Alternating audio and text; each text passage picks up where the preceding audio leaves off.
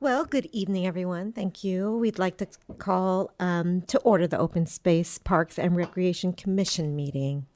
It is 6:03.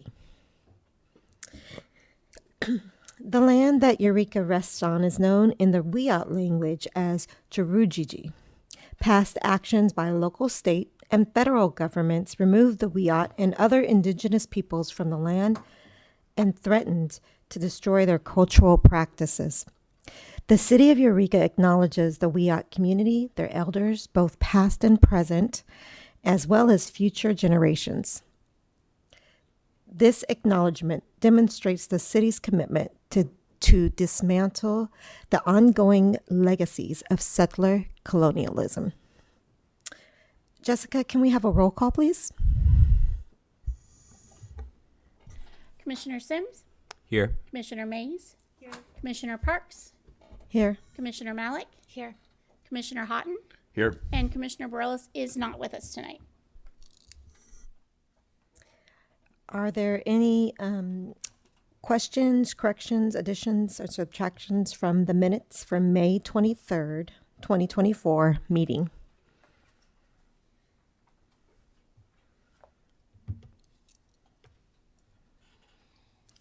Seeing none. Any public comments on this item? Do we have anyone on Zoom? Not yet. Okay. And so can I have a motion? I move to approve the minutes. Guess not. I move to approve the minutes of the May meeting. Can I have a second? All second. Please vote. Aye. Aye. Aye. Aye. Aye. And the motion passes. Are there any, the next is commissioner reports. Do we have any commissioner reports? Hearing none. Nope. The McKay Commission is still not meeting. And the Zoo Foundation also is new, so we'll have to fill in and figure out how we'll support those efforts moving forward. So old business then. We have starting, I'm sorry? Do we have public comments? Or no, never mind. There's no one on Zoom. Oh, no one on Zoom. There's no one on Zoom, so if someone does come, we can still. We still have to, yeah, you are still supposed to say it. Any public you were comments in the room or in Zoom? Mm-hmm. No public comments. We'll move to the next agenda item. So our next agenda item starts off with old business and the Dias Park Improvement Project. Robin? Yes, thank you. So .Yas broke ground Monday, June 3rd. So we're almost 8 weeks into construction. It's been going very well. We do have traffic blocked off from North Boone into Pine and Summer. We have construction fencing up, and they've demolished a lot of things such as the old restroom building and the asphalt pavement, and started curbing and sidewalk. So there has been really great progress, and we've had good reception from the neighborhood. The first few weeks were a little rough with some vandalism, but that seems to have subsided. So overall, just great things to report. I don't know if Jeff has anything else. No, it's just really exciting to get into some of the, like, pouring the concrete forms and things like that. You're starting to see it take shape. And so it's motivation for us too. I'd like to just commend Robin Prasker, our project manager on this project, for every day. Lots of meetings, lots of RFIs, which are requests for information, submittals to review, so that we're getting exactly what we want from our contractor. So communication has been good, and things are rolling along, and starting to see things take shape really helps, other than just grading and earth moving and stuff like that. So thank you, Robin. Thanks. We thank you for your project management, and we'd love to be invited for any ceremonies or anything that comes up. Do you have any idea of anything that you guys are scheduling, or a time frame in which you'd like to do something ceremonial? Yeah, well, we do expect to be done in November, but where that correlates with like a grand opening, we're not quite sure yet, especially with the weather that season. But we definitely plan to go all out with the grand opening for sure.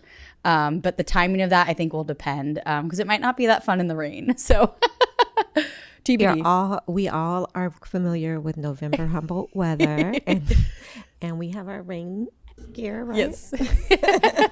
We'd be honored to be there. Yeah. Wonderful. Hey, real quick, I got. Hey, what was it? Is it on California that those trees, that line of trees, were that used to block that view? Mm-hmm. It's just so nice to see those gone. I drove by there the other day, and it just totally opens up that part of the park. You know, It does. It was a concern for security and safety, for visibility. Well, one, knowing the park is there and having it be inviting, and then also for safety. And they were actually very overgrown bushes, believe it or not. So there were a few folks who were a little sad about it, but ultimately when you're redesigning the whole park, you really have to consider those kind of things. So I think it looks cool. Oh, cool. Well, there's a lot of new planting planned, like hundreds and hundreds of plants. So it will be well vegetated once the landscaping's done. And those plants are indigenous plants, a lot of them. Yeah, most of them native. And we did work with the Wiyot tribe at that time to fold in some indigenous plants as well. Yeah, so that'll be fun. All right. Through our outreach process, we, not only reached out to community members, but also included EPD, public safety, and fire. What are things when they have issues at this park? What kind of improvements can we assist? Line of sight, things like that were pretty simple. That California Street entrance is very small for the size of the park, so you could drive by that in a second and not notice there's anything there. There's a bus stop there, which is really nice, so that there's now going to be a nice access point there, as well as like a space where you could wait for the bus that's inviting. And then there's walkway paths right off of that will lead you to different experiences at the park. So it was all very carefully thought out. Yeah, the designs are exceptional, and I can't wait to see it come together. Any other comments or thoughts? All right, so moving along with old business then. We also have the change to the OSPR meeting frequency.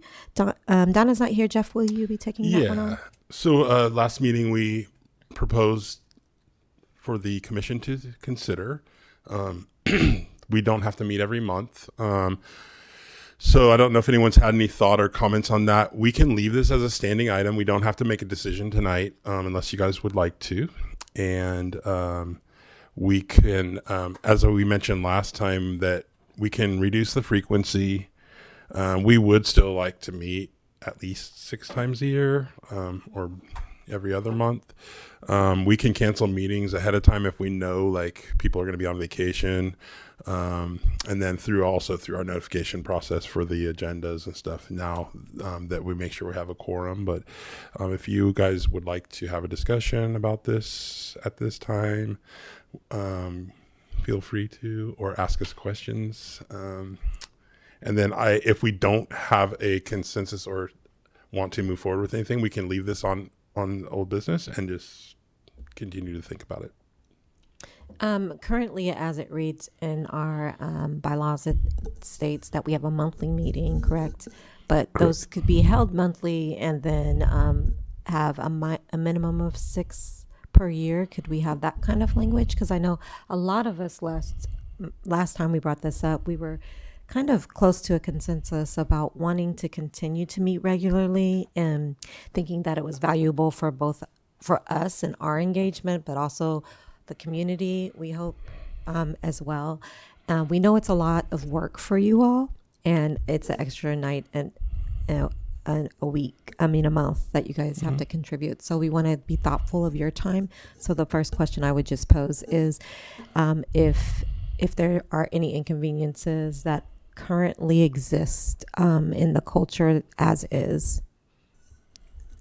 No, we plan on this every month. It's part of our job. We expect this. It's not the only time we have to work late or something like that. And then if possible, we can do things to our schedule to help us if we're having issues on our side. But it's definitely for your consideration. It's not, the guidelines for boards and commissions are not specific to this commission, but yet to all boards and commissions. And so it does not require us to meet monthly.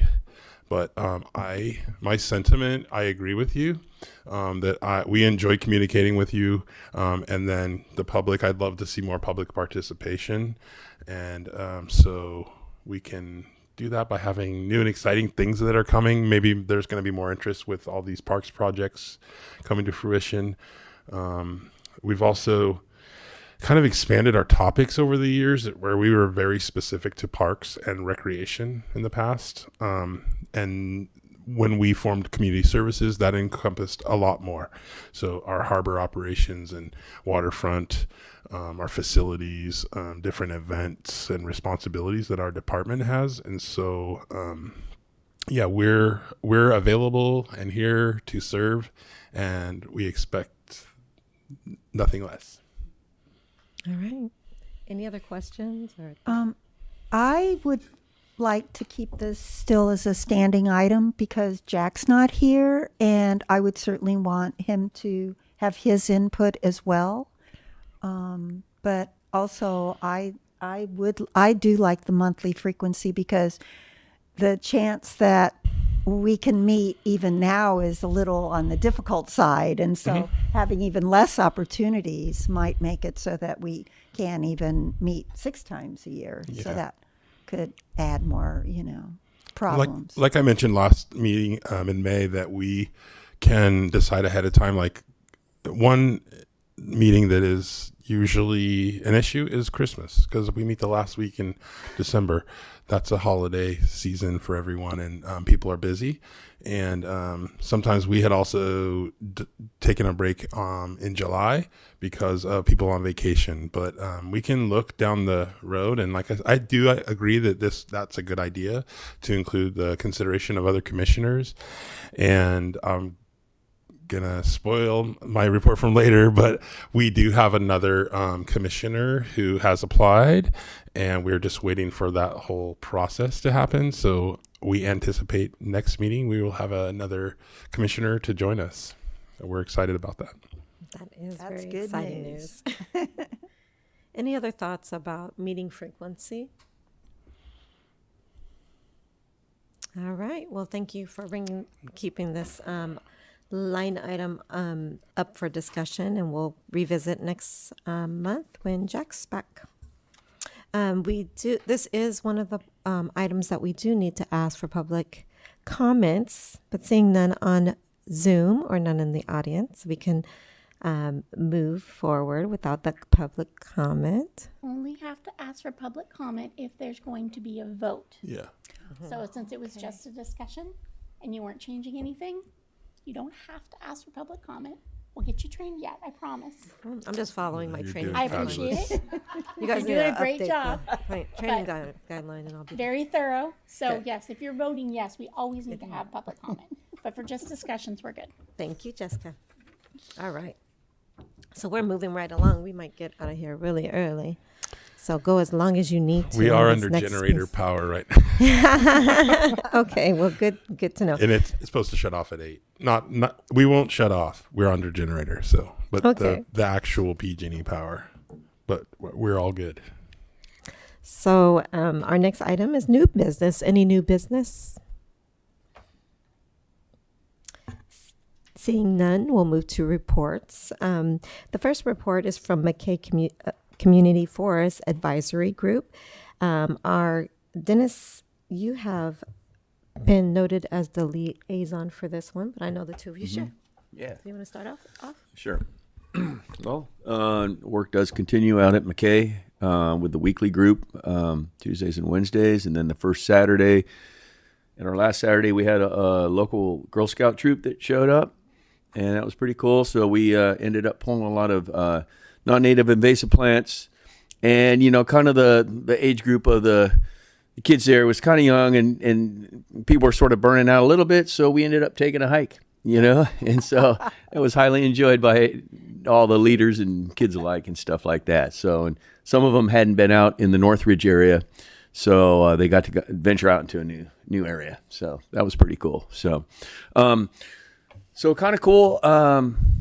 McKay work has been going on the ground work has been going on for like 5 years now. Started with the CCCs back in 2019.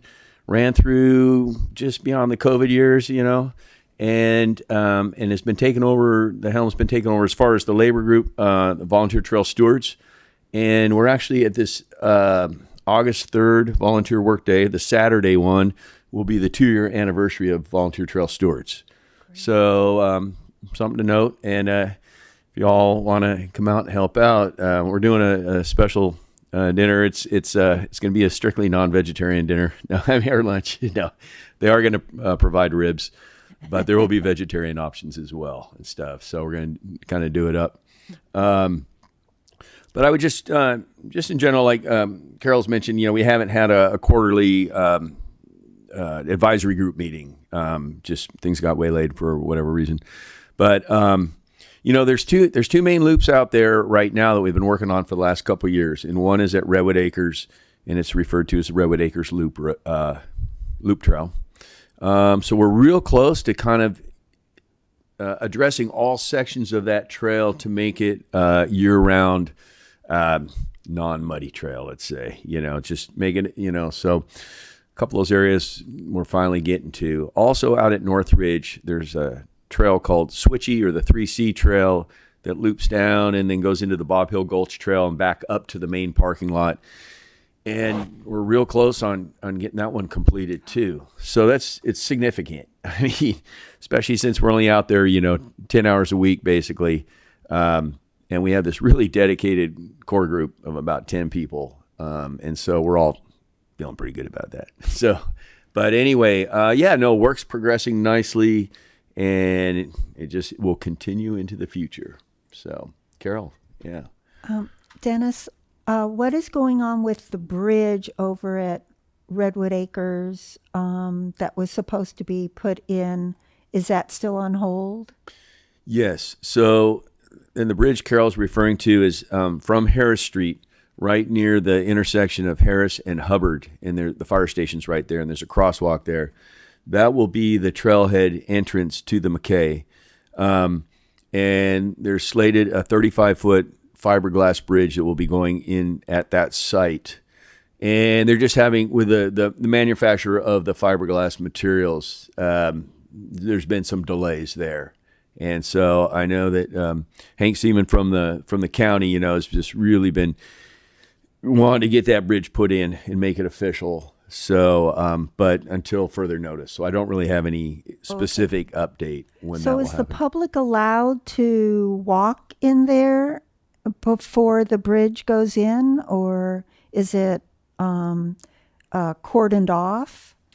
The public is allowed. Oh, we are. Okay. So there is that one main access road. It's referred to as the R line. It's a Green Diamond Road. That road is technically a Green Diamond Road, right. Private property. However, that's the road that everybody uses. And you drop down and you get to the first gate past that. Once you pass the first gate, you are on county property. The road turns into county property. Okay. If you get to the bridge, you cross Ryan Slough and you cross over that bridge, you're now on Green Diamond side. But before that, there's another gate to the left, a white gate that goes, and that helps to complete the Redwood Acres Loop Trail. Going back to the top, if you dropped in off of Harris, you'll see a little trail going up the hill, or one that goes to the left. Both of those are county accesses to the Redwood Acres Loop Trail.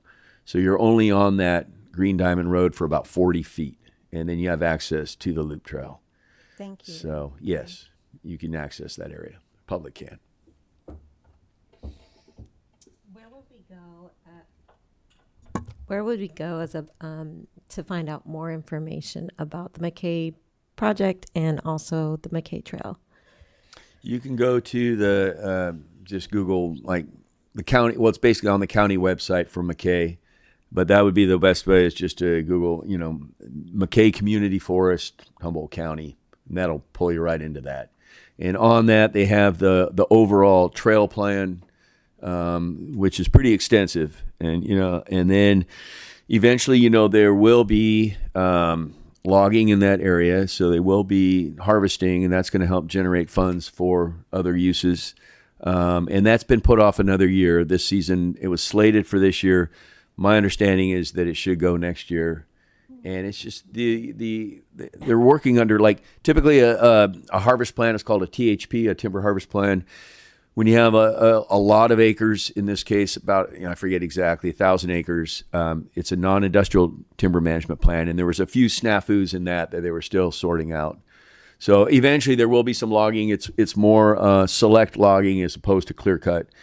And it'll actually really benefit the forest stands in there. It's been sort of an even age. I'm not going to go huge into it, but it's actually a style of a silvicultural method that will actually benefit the forest in the long run and recreate sort of later cereal stage forest, which means i.e. bigger trees and all the other associated values with a forest, good water, habitat for critters and things like that.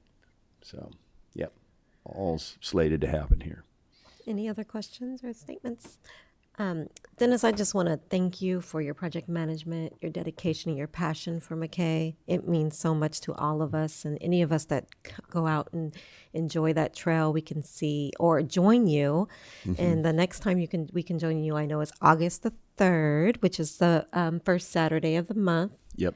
And you guys always meet at 9 a.m. at Redwood Fields. Redwood Fields. Yeah, there's 2 storage containers there. The county has 2 tool lockers there. And please join if you guys want, or just get out there and enjoy it. It's coming together real nicely. So it's taken a while, but you won't be bummed out. Trying to work with the Won't right be word disappointed. there. Anyway, thanks, Florence. Yes, absolutely. Well, thank you. All right. If there's nothing else, we'll move forward to Robin, who's going to talk to us a little bit about an upcoming volunteer opportunities. Yes, thank you. So if you didn't already know, every first Saturday of each month, there is ongoing events, and we switch off between the Trash Bash and the Old Town Beautification. So August 3rd, sorry to compete, Dennis, is our Trash Bash. We're going to be doing the Herrick Ave Park and Ride.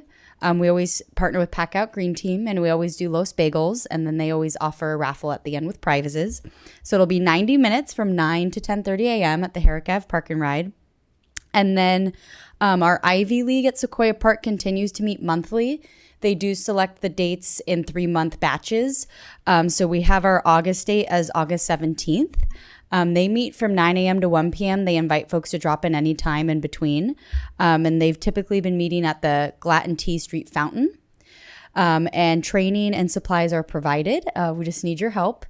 And then just a little save the date. You might recall that September is our volunteer month. So this is our 3rd year doing that. And that encompasses an event each Saturday that month. And we always culminate on the last Saturday with a volunteer appreciation party. So we'll have more information at our next meeting, but I am happy to announce we've secured our $250 Pearson's gift card grand prize. So folks who attend all 4 events will be put into an opportunity drawing to win that. And then each event themselves will have incentives too, to thank folks for coming out and volunteering and get the word out about all the opportunities we have year round. So excited to share more with you about September at next month's meeting. And I think that's all I have for volunteer opportunities, unless anyone has any questions. All right. Well, thank you. I know there's a lot of volunteer opportunities for September, especially with the coastal cleanups as well. So more to come for September for sure. And I don't think it competes at all. I think having the first Saturday as a time that we know we can get out into our community parks and spaces and contribute to beautification projects. It's just a reminder for all of us. It's that time of the month. So thank you. The next thing we have is Parks Capital Project. Jeff? All right. Before I get into the parks projects, I wanted to let you know that we're always seeking like other staff to come and give reports. And next month, we're anticipating a report from our project management and engineering on our slough restoration project that goes through Cooper Gulch. So we'll be looking forward to getting some of those reports and presentations coming up, and hopefully get more interest. Parks projects, as we talked about, Dayas Park is moving along, as well as Jacob Haney. Those are all going great. Grace Martin Park, which is at next to the Adorning Center, between the Adorning Center and the amphitheater, which will encompass the amphitheater. We are getting close to our 70% design, and we hope in a couple months we'll have our 90% design to share with you, which will be pretty close to finalized. It's going to be an awesome addition to our waterfront and to Halverson Park, which really doesn't have any like play amenities, but there will be, and it's all waterfront themed. It's got also a lot of plantings, and also the extension and repairs to the waterfront trail between foot of T Street and the Adorning Center. So that'll all be improved with kind of a barrier to the park, but access from that trail, but the trail won't be running through the park as it is now, or through the amphitheater. So we're doing a lot of work on that too right now, and kind of picking and choosing what our final designs are going to be, and working with our budget. As you might recall, we did receive a matching grant. We were bequeathed money by the Grace Martin's family, and a lot of the requests were that we sourced as many local things as possible, and so we're really getting creative with some of the play elements. As we probably mentioned before, we had a boat built by Blue Ox Mill that will be part of the play area and the working waterfront theme, as well as some cool features for people to have fun with and have a picnic and play games. And that's what the family envisioned, and that they like to go down there and eat lunch together. And that was their thought, was to donate some money for that. And then staff worked on a matching grant, which we were successful for. So brought it up to over $1 million budget on the project. So that's really cool. Highland Park has been under construction for quite some time, since I think February. And so we are nearing completion there. It included a new restroom facility and a concession stand, and which is just finished. And then resurfacing of all the 8 tennis courts out there that now are also pickleball courts. So we're going to have a new pickleball fever there. And we're actually kicking off. There's a first responders pickleball tournament coming September 14th. They'll be the first tournament use there. And so we're excited about that, and barbecue and stuff. Hopefully a lot of our first responders will be able to come. Hopefully they're not on fires and things like that in September. We are waiting. So the tennis courts are all resurfaced and striped. We're waiting on the nets to come, and then the fencing. And so as soon as the fencing's up, we'll be able to open those. And then the playground received a few upgrades, a few pieces of equipment that we could squeeze into the budget. And so a few new swings, some of the curva spinners, and so a few pops of color and a few new things for that park. Highland Park is not been successful in grant funding through the Prop 68 grants for a couple different reasons, for park density, and then median incomes in the neighborhood, which doesn't seem logical, but it is. And the park density issue stems from the park that's next to it, which isn't really a park, but it's Fort Humboldt is considered a park, and so we're right next to there. It hinders us from, not that we couldn't apply for it, but it doesn't score the highest points, and so it's been difficult for us over the last couple of years. But we're really excited to wrap up some of those improvements for that neighborhood. If there's any questions about any of our park projects, I'd be happy to entertain those. Yeah. Hey Jeff, so you said just from the trail by what? By what's the park from Adorning Center up to the boat ramp, right? Past the boat ramp. That whole trail's getting redone, right? Is that what you said? Correct. Awesome. Yeah. It'll all be redone with new asphalt, class 1 trail, through there, all the way to T Street. So past the bridge to where the aluminum bridge connects at foot of T. Nice. Yeah, because well, I mean, you guys know that ground's all chopped up a little bit, and there's some weird angles on a turn there, et cetera, et cetera. So there'll be some tree removal stuff there. We just went through a CDP for that, and it was approved. And we'll be removing about 14 trees, which I know is sensitive to people, but we can't build a trail on a lumpy trail. Yeah. And there'll be replantings along there, and then there's some kind of bulb out areas along there that will be for kind of more passive use, maybe some benches, things like that, and then some little flower bulb out planters type things. So it'll really enhance that area. We are still working with Department of Boating and Waterways on design, is almost finished for rehabilitating the Samoa boat ramp, which would include a new restroom that will be relocated from its current location. If you've been in the restroom, it's needs some help.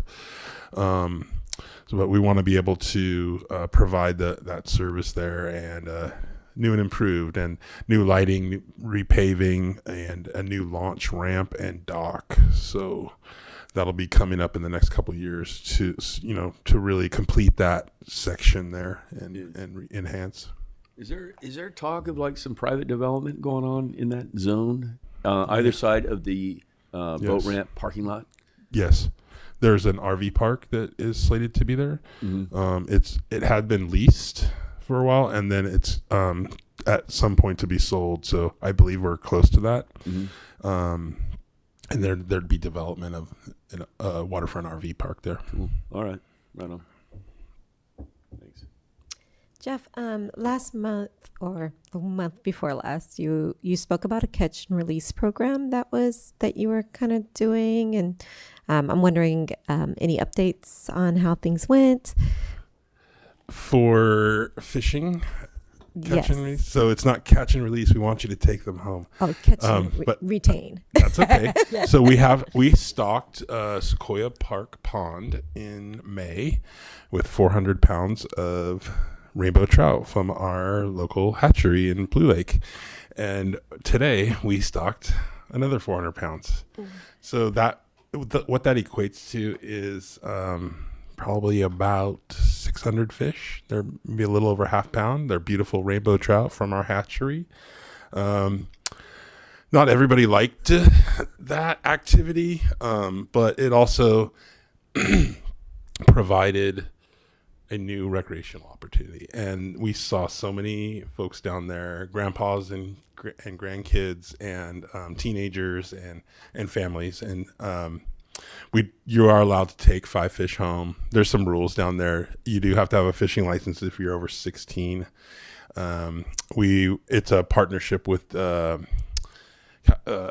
California Department of Fish and Wildlife, and we're working directly with them. They came in stock today, like I said, for our event this weekend, which I'll touch on in a second. But it's been very good. We've also had they'll go in and they'll actually have a ranger come down and check on stuff, and they can issue citations if people are not following laws and rules and regulations, but more so to educate folks on that stuff. We also have they will go out in a little paddle board and see if there's any debris that they need to clean up. But so far it's been good. It's not everyone's cup of tea, but it's nice that it does get fished out because of the quantity of fish that we're putting in there. And so that's our intention, is that they can take them home. And I'll talk about that a little bit more about that with our Get Out and Play Day event today. All right. Well, thank you. Yeah. All right. So then next on our list, if there's no other questions about parks, projects and capital projects with Jeff, as we have recreation revenue report summaries for both May and June.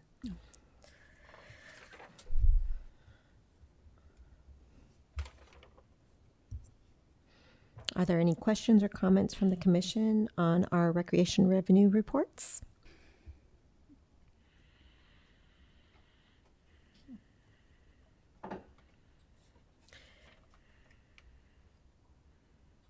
I would just like to say that May was a beautiful month, huh? It like doubled from last year. I know that must have made everyone behind the scenes, means that we worked twice as hard, but wow, we applaud you. So congratulations on that.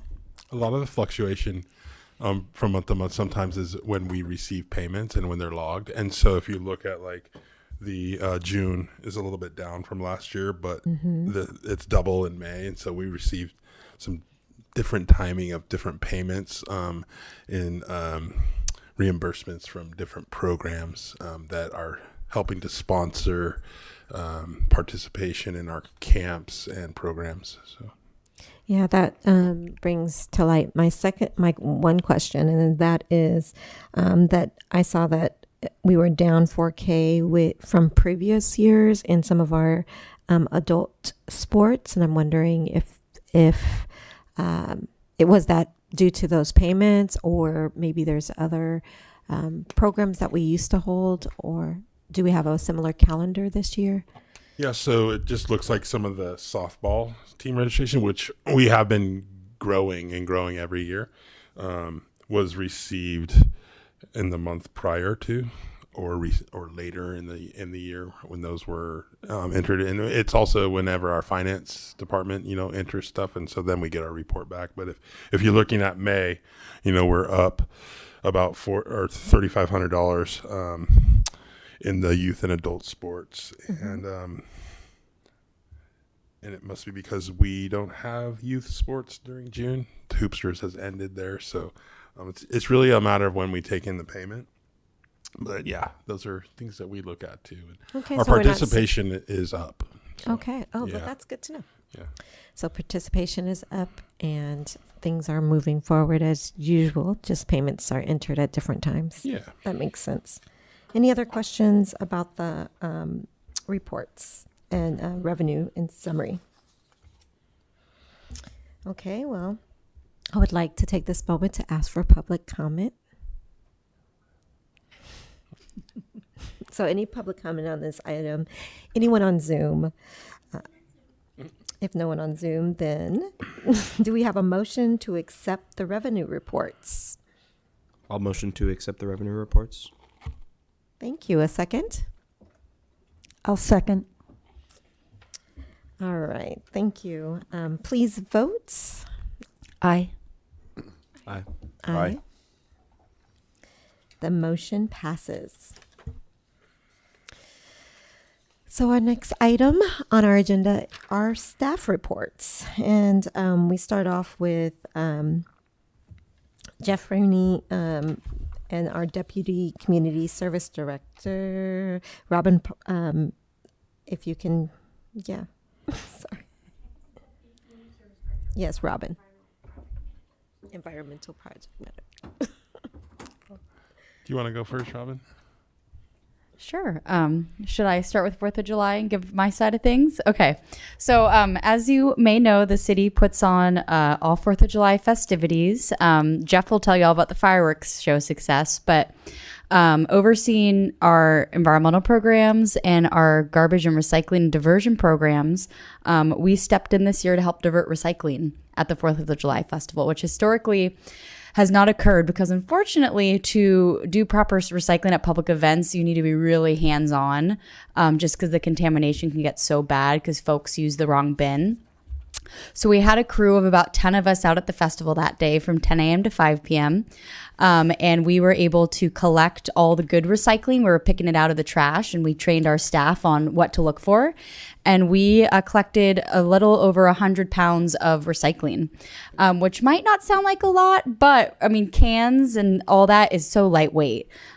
So we were pretty happy, and we really pulled everything that we could. I don't think we missed anything. And it was a beautiful day. I actually got sunburnt because it was so hot that day.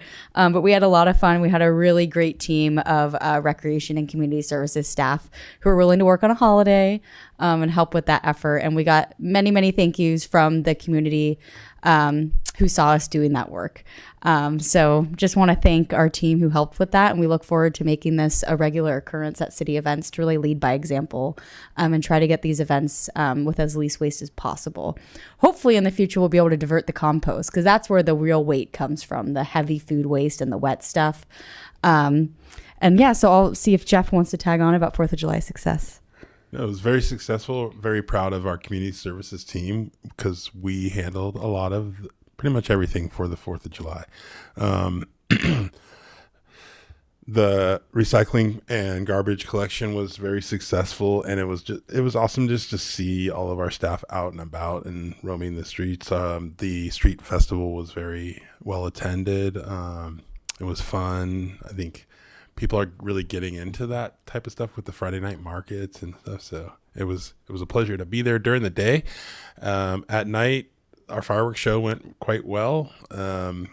It's days of preparation for our harbor operations staff, getting barges ready and working with other community members and our pyrotechnics team, our fire marshals, everybody. It's always a pleasure to see when I'm down there and the fireworks are going off and I stop and turn around and look at all the people instead of the fireworks because that's what we're there for. So it was very fun. So I commend our harbor operations superintendent, Donald Wilkes, who organized his staff, and he's been doing this for 21 years, I believe now. I did it for quite a while with him, close to 20. And so just I know how much work it is and being in the sun and making all of that happen for a 20-minute show. So anyways. There was Hey, an no after fog. show. Yeah. It was, I know, no was fog. beautiful It was weather. amazing. Yeah. We planned that too. We've just had great weather this summer. We've lucked out. Real quick, one question on that, because Robin, you mentioned like you guys were looking to maybe pick up compost waste in the future or something like that, right? I mean, there is a statewide requirement to No, do the exactly. compost collection. Having those capabilities is a few years out. But we do have some local tiny operations that if we were doing like a special event and collecting compost, they could take that quantity. They just can't take countywide quantities. So Yeah. we are going to try to do that in the future.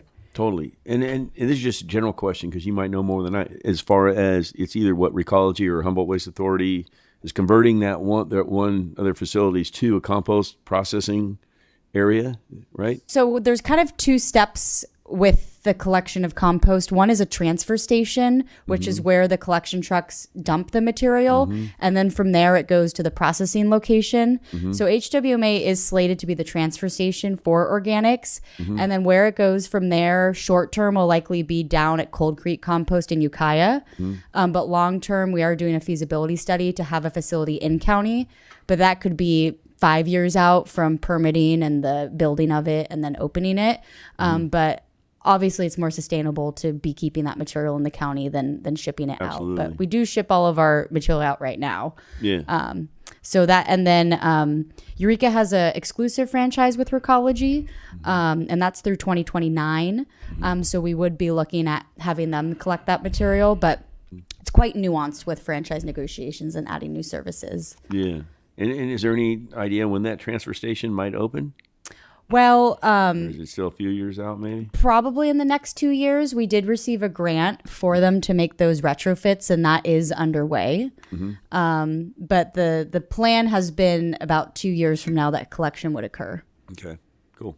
Yeah. Thanks. Along those, I was wondering if you've ever worked with like Zero Waste Humboldt or any other local nonprofit for some of that. Yeah, Zero Waste Humboldt on the like collection side of things, I don't believe they bring much to the table, but they're advocates and education. And we actually sent our staff to a zero waste training last year to get trained on zero waste event planning. And that was really beneficial. And we put some of those skills to the test at 4th of July. So yeah, they are a great resource. We need those folks advocating and being the squeaky wheel to ask us to do better with how wasteful we all can be with just our culture and how things work. So it takes a lot of effort. So, and then when Jeff mentions Get Out and Play Day, I'll have one tidbit to add about waste diversion as well, but I'll wait. I was gonna cue you for that. Okay, let's jump in. Get Out and Play Day. It's our 10th year doing Get Out and Play Day. This idea and concept was an idea of a few of our staff members 10, 12, 15 years ago. Why not? Let's try to get everybody outside doing something. It's our prime weather. We have all these wonderful parks and locations. It grew from something at like Sequoia Park and maybe Cooper Gulch to what you see now. And I left you a map up there. So as you can see, we have things at the waterfront, historical museum. We have rides on the Mattakit. Pacific Outfitters will be at Bonnie Gould Dock doing kayak demos and having some other equipment out there. Cooper Gulch skate competition is always popular. We have several hundred people that will show up. We've got like a DJ and a MC it's very cool and hip. Discovery Museum. We have some newer events like the radio controlled cars, RC cars at Hammond Park, which is a group I've talked with you about before. Happy to host with them. The Muni Golf Course, Sequoia Park Zoo, Halverson Park, Clara Mayberry. And then kind of most of the activity will start to culminate at Sequoia Park. And we have a lot of different groups, community groups that will be coming that we haven't had in the past. So we're excited to have them with us that day. And the fire department will be doing their slip inside. And then everything ends off with a movie at 8:30 as soon as it gets dark. And movie in the park was chosen through some social media voting for It'll Be the Sandlot. So if you haven't seen that, it's a great movie. We're really excited. Another thing that we touched on earlier was the fish stocking. There will be fishing. We'll have CDFW staff there. We'll also have some like Pacific Outfitters and some other vendors that will be down there with some equipment. So you don't have to have your own fishing pole and such. They'll show you how to catch a fish and clean it and do that appropriately. And so it's going to be a great day. It's this Saturday. I'd like to say it's our 10th annual. It's our 10th event. We had to take a little break during those COVID years, but we're back at it and building on. It's going to keep getting more and more community involvement, which we've seen interest from the community. And so we're super excited about that. And I want Robin to talk a little bit about the waste diversion thing, which I think is so cool because I've gone to the farmers markets in Arcata almost religiously and to see what's going on there. So talk about that. Yeah. So Get Out and Play Day is decentralized by nature. So there's no huge event with 15,000 people to warrant a big effort like we did for 4th of July. But we did identify that we'll have a food truck at Sequoia Park throughout the day. And there's a local company called Bright and Green. They've been providing reusable dishware to events. And specifically, more recently, the Arcata Farmers Market food vendors have been using this reusable dishware. So we've hired them to provide the reusable dishware for the food truck at Sequoia Park. And she makes it so easy. She brings the dishware to the food vendor, provides bus bins and signage. You put your used dishware in that bus bin, and then she comes and picks it up and washes it. She makes it so easy for the event holders to prevent that disposable material that often is generated from our food vendors. So very excited to be working with her for the first time and get our feet wet with that. And then hopefully that can become something that we can use in other events throughout the year that might warrant something like that. So looking forward to seeing how successful that is. Bright and green, because it is green. All of the dishware, the cups and the plates, they're bright green. Yeah, it's a thick reusable plastic, it's just full turnkey service. So we're really looking forward to that. So the owner has been a pleasure to work with, and we've seen the access at the Arcata Farmers Market. So seemed like a no-brainer. It's so cool to get like something really good to eat at the farmer's market and then have it on like a plate that's sturdy and that then you see where it goes. You see everybody else that's got the same color bright green plate and just been impressed with it. I was glad that we were partnering. Yeah. Exciting. Really cool. Thank you. Yeah. So tired of seeing plastic forks in the trash. You know, one time use and they're gone. I know. A paper plate with a hot tamale on it or something, and Yeah. it's not the Yeah. easiest thing to do. No, the paper compostable stuff is great, but when you're not composting it, I mean, I guess it's better than plastic, but it's still going to the landfill. So, until we can get that compost going, though, I mean, prevention's the best, right? A reusable plate's always gonna be better than a compostable plate, but having that resource locally, we're really lucky. So, We really are. Yeah, I'd love to see it at larger events in like Halverson Park, where we have that thousands of people there utilizing that. So,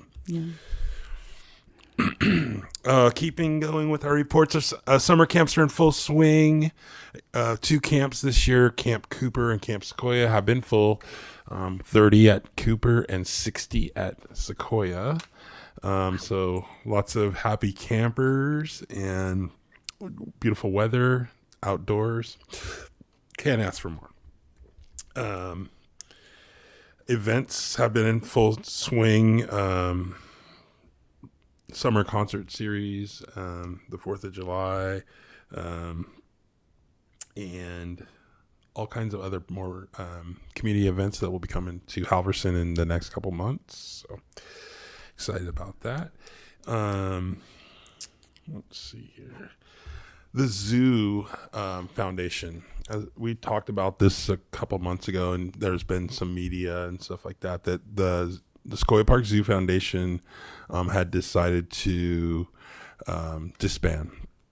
And so we really appreciated working with them and their 20 plus years of service, and being the philanthropic arm of seeking donations and things for the Sequoia Park Zoo.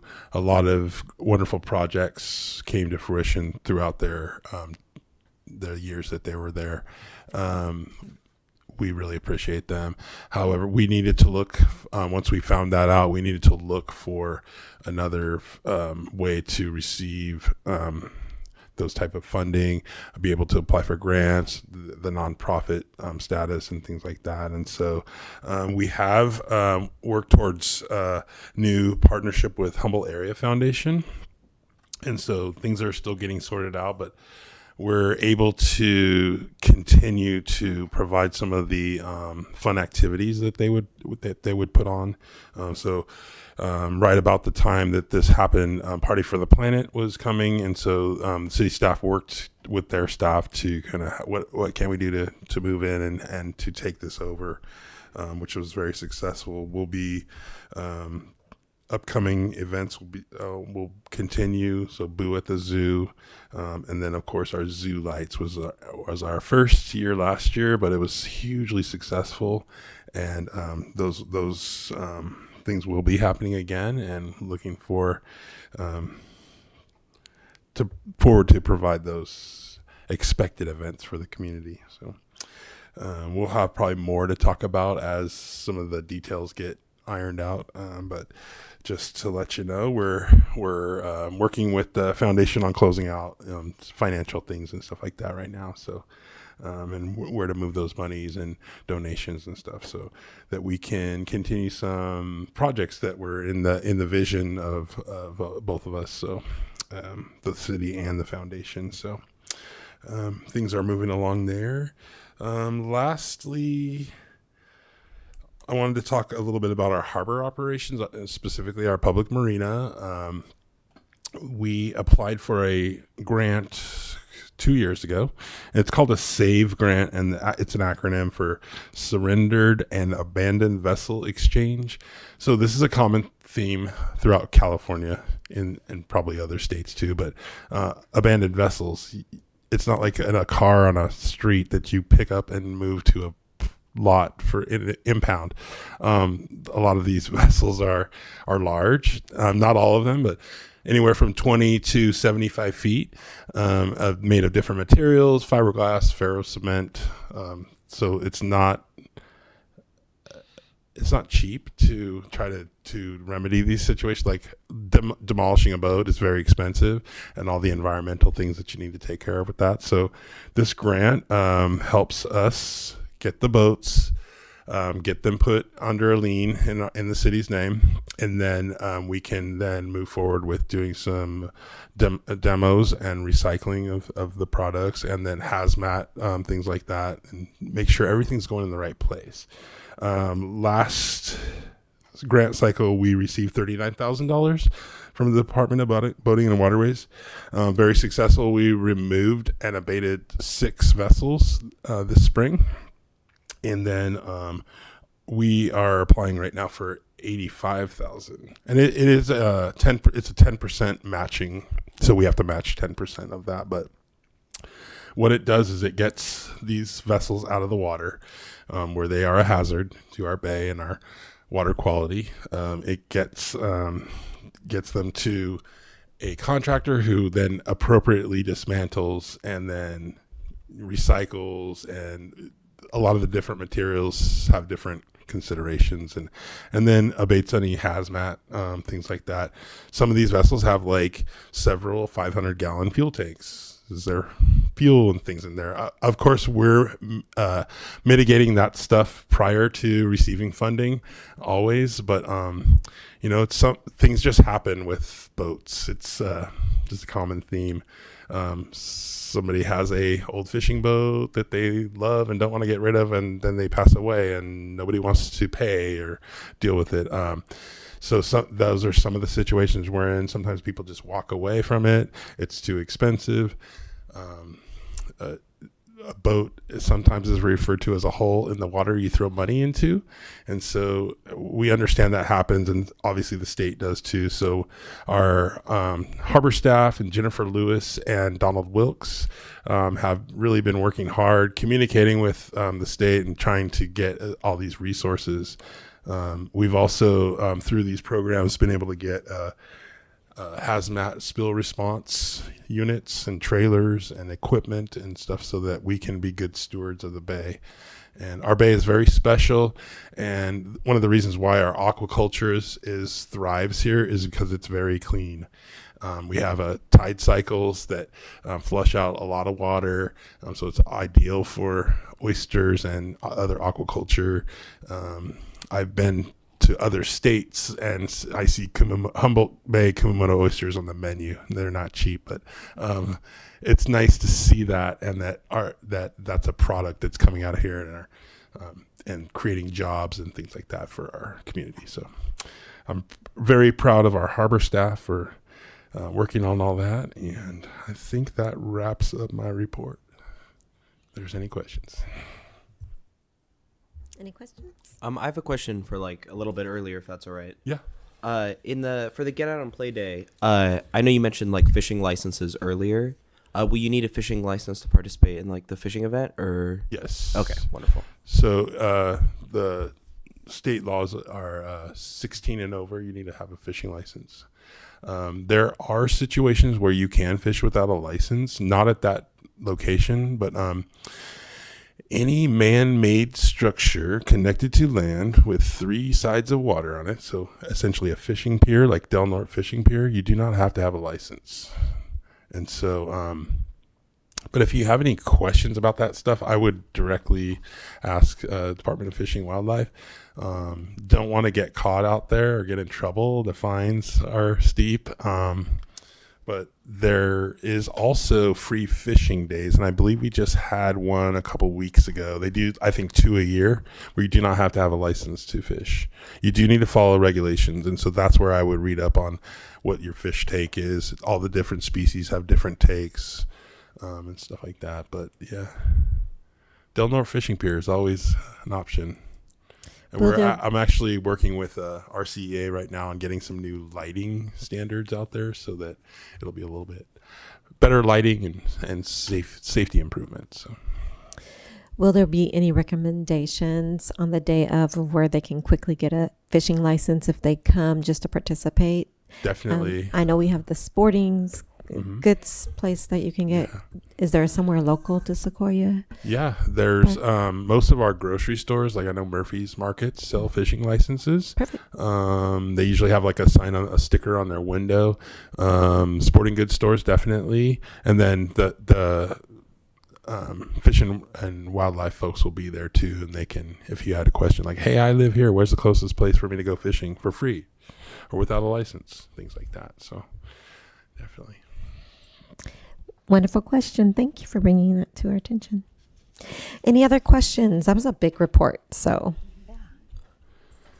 all right. Well, we thank you for all you do in Purpose, and also for the entire team at the city that is doing so much throughout these to allow for such a wonderful access to our parks and recreation and activities locally. If there's nothing else, any other comments, then I move for adjournment. It's 7:03. Almost like exactly an hour. That was perfect. Oh. Yep, it's official.